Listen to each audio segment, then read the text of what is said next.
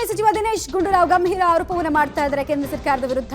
ಮೊದಲೇ ಫಿಕ್ಸಿಂಗ್ ಆಗಿದೆ, ಇದು ವ್ಯವಸ್ಥಿತವಾಗಿ ಎಲ್ಲವನ್ನ ಮಾಡಿಸ್ತಾ ಇದ್ದಾರೆ. ಇಡಿ ಮೂಲಕ ಮೋದಿ ಹಾಗೂ ಅಮಿತ್ ಶಾ ಷಡ್ಯಂತ್ರವನ್ನ ರೂಪಿಸ್ತಾ ಇದ್ದಾರೆ. ಇಡಿ ಉಪಯೋಗಿಸಿ ಮುಗಿಸುವಂತಹ ತಂತ್ರಕ್ಕೆ ಬಿಜೆಪಿ ಮೊರೆ ಹೋಗಿದೆ ಅಂತ ಗಂಭೀರ ಆರೋಪವನ್ನು ದಿನೇಶ್ ಗುಂಡೂರಾವ್ ಮಾಡಿದ್ದಾರೆ.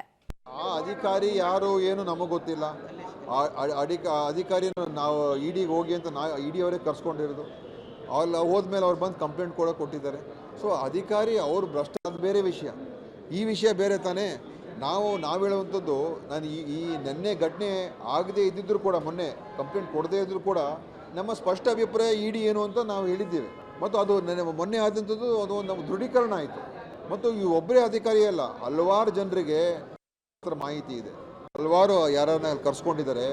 ಮತ್ತು ಬೇರೆಯವ್ರಿಗೆ ನೀವು CM ಹೆಸರು ಹೇಳಿ ಮಂತ್ರಿ